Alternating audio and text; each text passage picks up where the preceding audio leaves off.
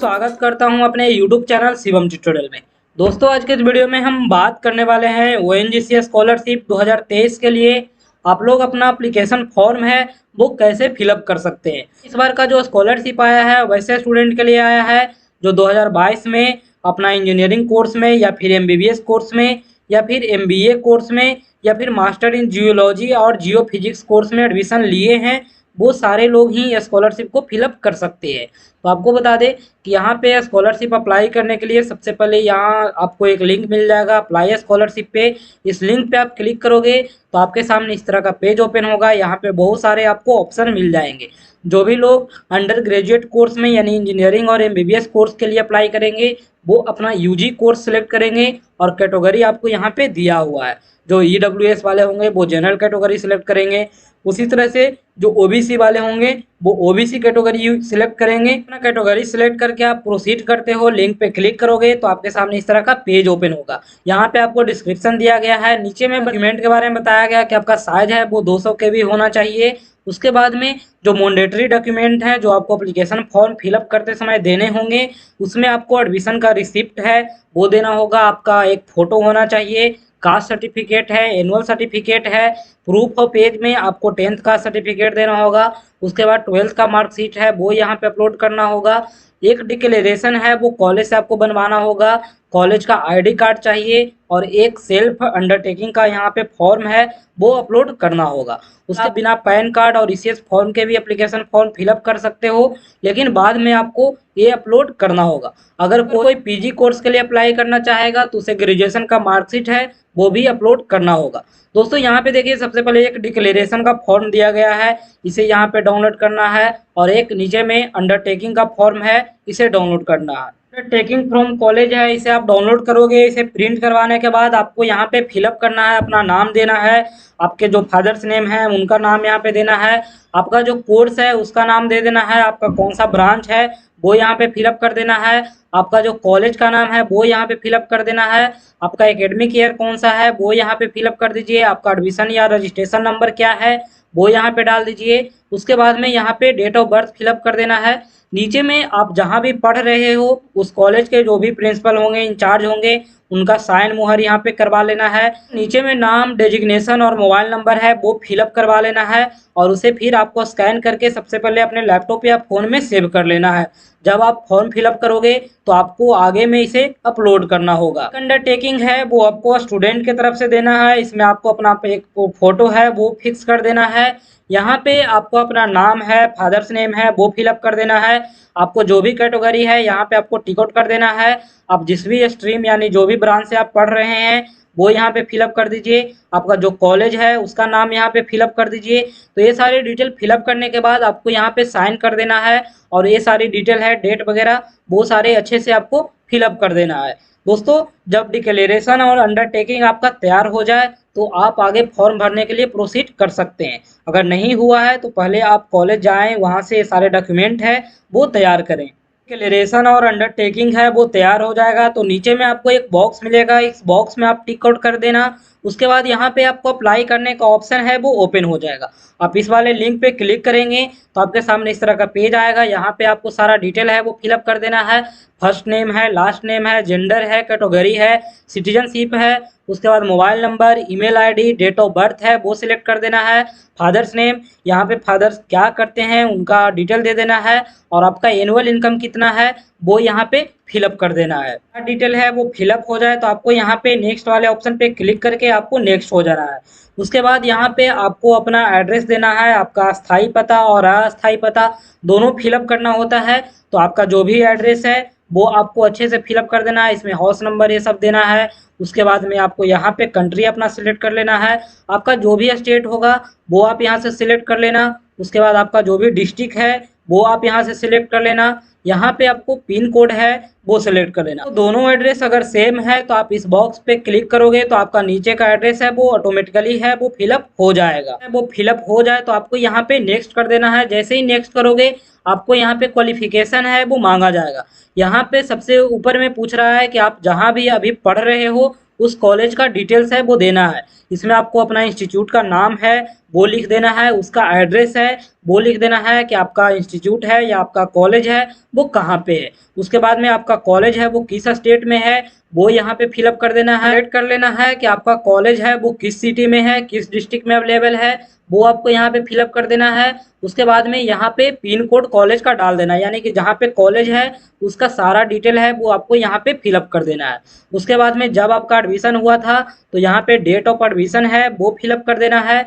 उसके बाद में पूछ रहा है क्या आपका यूनिवर्सिटी है वो रिकॉग्नाइज्ड है, तो आपको इसमें यस कर देना है। और यहाँ पे आपका जिस भी बोर्ड से है, अगर कोई इंजीनियरिंग कॉलेज होगा तो वो एआईसीटी से होगा एफिलिएटेड, तो एआईसीटी है वो सिलेक्ट कर लेना है। उसके बाद में आपका जो भी कोर्स होगा वो आपको सिलेक्ट कर लेना है, आप इंजीनियरिंग कर रहे हो या फिर एमबीबीएस कर रहे हो उसके अकॉर्डिंग आपको यहाँ पे सिलेक्ट कर लेना है। उसके बाद में स्ट्रीम आपका कौन सा है, आपका ब्रांच कौन सा है वो आप यहाँ पे सिलेक्ट कर लेना। उसके बाद में आपका कोर्स का ड्यूरेशन क्या है, कितने साल का कोर्स है, तो वो आप यहाँ पे फिलअप कर देना। उसके बाद में एकेडमिक टाइप किस तरह का है, आपका सेमेस्टर एग्जाम होता है या फिर एनुअल एग्जाम होता है। तो इंजीनियरिंग वाले बहुत सारे होंगे जिनका सेमेस्टर एग्जाम होता है, एमबीबीएस वाले बहुत सारे होंगे उनका एनुअल एग्जाम होता है। तो आप यहाँ पे सेमेस्टर है वो सिलेक्ट कर लेना। दोस्तों नीचे में आपको 10th 12th का डिटेल है वो मांग रहा है, यहाँ पे आपका पासिंग ईयर है 10th का वो आप यहाँ पे फिलअप कर दीजिए। उसके बाद में आपका कॉलेज स्कूल का नाम क्या था वो डाल दीजिए। यहाँ पे यूनिवर्सिटी बोर्ड का नाम क्या था वो यहाँ पे फिलअप कर दीजिए। उसके बाद में आपको अपना स्टेट है वो सिलेक्ट कर लेना है, आपका कोर्स क्या था, फुल टाइम था या पार्ट टाइम था। उसके बाद यहाँ पे पूछ रहा है कि आपका मार्क्स है वो सीजीपीए ग्रेड में आता है या फिर मार्क्स में आता है, तो आप मार्क्स में अगर आपको मिलता है तो आप मार्क्स यहाँ पे फिलअप करेंगे। आपको यहाँ पे टोटल मार्क्स आपको 10th का पूछा रहा है तो आपको यहाँ पे दे देना है, आपको कितने मिले हैं वो यहाँ पे फिलअप कर देना है। उसके बाद में आपको यहाँ पे परसेंटेज है वो कैलकुलेट हो जाएगा। उसी तरह से आपको यहाँ 12th का है वो सारा डिटेल आपको फिलअप कर देना है। यहाँ पे बोर्ड नेम है, स्टेट नेम है, उसके बाद आपका मार्क्स कितना था या फिर सीजीपीए कितना था, सारा डिटेल है वो अच्छे से फिलअप हो जाए तो आप एक बार इसे क्रॉस वेरीफाई है वो कर लेना। उसके बाद में आप यहाँ पे नेक्स्ट करोगे तो आपके सामने इस तरह का पेज ओपन होगा। यहाँ पे पूछ रहा है कि आपको कहीं और से फाइनेंशियली सपोर्ट है वो मिल रहा है या नहीं, तो आपको यहाँ पे नो करके आपको आगे नेक्स्ट कर जाना है। नेक्स्ट में आपको बैंक का डिटेल है वो फिलअप करना है। बैंक डिटेल में आपको यहाँ पे बैंक का नाम है वो सिलेक्ट कर लेना है। यहाँ पे दूसरे नंबर पे आपको ब्रांच का नाम है वो पूछ रहा है तो आपको यहाँ पे ब्रांच का नाम है वो फिलअप कर देना है। बैंक का आपका एड्रेस है वो यहाँ पे डाल दीजिए। बैंक का टेलीफोन नंबर एक होगा आपके पासबुक पे प्रिंटेड होगा, वो टेलीफोन नंबर यहाँ पे डाल देना है। यहाँ पे 9 डिजिट का एक ब्रांच का कोड होता है जिसे हम लोग MICR कोड बोलते हैं। दोस्तों MICR कोड है वो आपके पासबुक पे दिया होगा, आप देख सकते हैं यहाँ पे बता रहा है कि MICR चेक होता है, वो आपके पासबुक पे मेंशन रहता है, वो 9 डिजिट का होता है, उसे आपको यहाँ पे फिलअप कर देना है। यहाँ पे IFSC कोड है वो फिलअप कर देना है। लेजर नंबर है वो आपको खाली छोड़ देना है। अकाउंट का टाइप है वो आपको सिलेक्ट कर लेना है। यहाँ पे आपका अकाउंट किस टाइप का है, सेविंग्स है या फिर करेंट अकाउंट है, तो वो लगभग का सेविंग्स अकाउंट ही होता है, तो आपको यहाँ पे सिलेक्ट कर लेना है। नीचे में आपको अकाउंट नंबर है वो फिलअप कर देना है। अब बैंक का डिटेल है वो आपको बहुत ही सावधानी से भरना है। आपको जो भी एड्रेस वगैरह में दिक्कत हो आप गूगल कर लो या फिर आपके जो पासबुक में दिया गया है उसे आपको देख करके अच्छे से भरना है।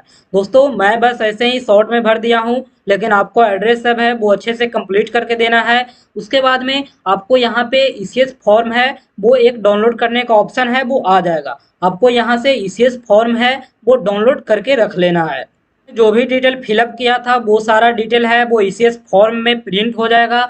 आपको यहाँ पे कस्टमर का सिग्नेचर है वो कर देना है और नीचे में आपको बैंक जा करके यहाँ पे जो भी बैंक के मैनेजर होंगे उनसे यहाँ पे साइन और मुहर करवा लेना है। दोस्तों ये डॉक्यूमेंट है इसे ईसीएस फॉर्म बोला जाता है या फिर एनेक्स्चर बी बोला जाता है, ये आपको करवा लेना है। लास्ट में जब आप फॉर्म को सबमिट करोगे उस समय आपको अपलोड करने कहा जाएगा या फिर फॉर्म सबमिट करने के बाद आप चाहोगे तो इसे अपलोड कर सकते हो। एक मैंडेटरी डॉक्यूमेंट है वो आपको कभी ना कभी मांगा जाएगा, तो आप इसे डाउनलोड करके बैंक से इसे बनवा लेना। ईसीएस फॉर्म डाउनलोड हो जाए तो आप यहाँ से नेक्स्ट कर सकते हो। नेक्स्ट करने के बाद आपको यहाँ पे डॉक्यूमेंट अपलोड करने का ऑप्शन है वो आ जाएगा। में आपको बस डॉक्यूमेंट अपलोड करना है। डॉक्यूमेंट आपको पीडीएफ में या फिर आप इमेज के फॉर्म में अपलोड कर सकते हो। आपको बता दें कि सीरियल नंबर 2 से 11 का है, जो सारे डॉक्यूमेंट है वो मैंडेटरी है वो आपको अपलोड करना ही होगा। और डॉक्यूमेंट का साइज है वो 200 KB से कम होना चाहिए। और जो सीरियल नंबर 4 में है यानी कास्ट सर्टिफिकेट है, वो जनरल कैटेगरी वाले के लिए मैंडेटरी नहीं है। आप जो भी डॉक्यूमेंट अपलोड करेंगे वो सारे डॉक्यूमेंट है वो सेल्फ अटेस्टेड होना चाहिए, और जो आपका मार्कशीट होगा वो आपके कॉलेज से भी वेरीफाई होना चाहिए और आप खुद से भी वेरीफाई करके अपलोड करोगे, यानी कि दोनों जगह से वेरीफाई किया हुआ मार्कशीट ही आप अपलोड कर सकते हैं। दोस्तों बहुत सारे लोग बोलेंगे कि ओरिजिनल मार्कशीट पे हम सेल्फ अटेस्ट कैसे करेंगे। तो डॉक्यूमेंट का जेरॉक्स कॉपी करवा करके उसे सेल्फ अटेस्ट कॉलेज से करवा सकते हो, उसके बाद में आप अपना भी साइन करके सेल्फ अटेस्ट कर सकते हो। तो आप उस तरह से अपना डॉक्यूमेंट है वो आप अपलोड कर सकते हैं। यहाँ पे सबसे पहले पैन कार्ड के बारे में पूछा गया है, तो अगर आपके पास है तो आप यस करके यहाँ पे पैन नंबर दे दीजिए और फाइल सेलेक्ट करके आप यहाँ से डॉक्यूमेंट है वो अपलोड कर सकते हैं।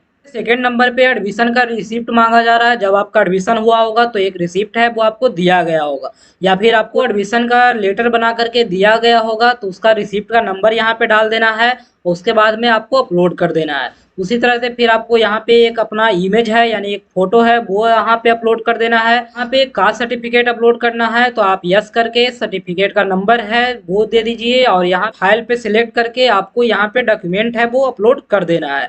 उसके बाद में एनुअल इनकम का सर्टिफिकेट है वो आपको अपलोड कर देना है। 10th का सर्टिफिकेट है वो आपको बर्थ सर्टिफिकेट के रूप में यहाँ पे अपलोड करना है। उसी तरह से 12th का सर्टिफिकेट है वो आपको यहाँ पे अपलोड कर देना है।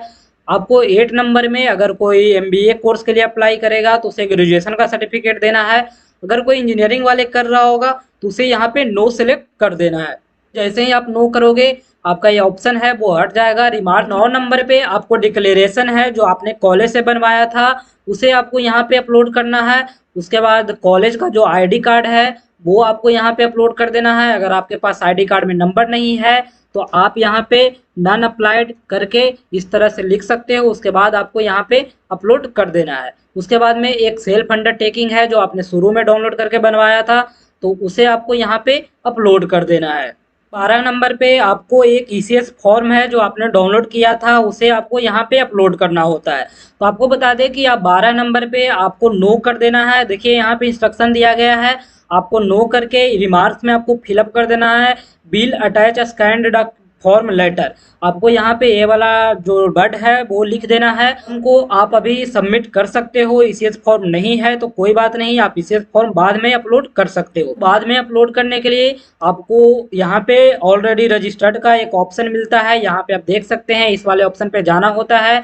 वहाँ पे आपको अपना एक्नॉलेजमेंट नंबर और डेट ऑफ बर्थ डाल करके लॉगिन करना होता है और फिर वहाँ पे डॉक्यूमेंट सेलेक्ट करके आपको अपडेट कर देना होता है, जिससे कि आपका डॉक्यूमेंट है वो अपलोड हो जाएगा।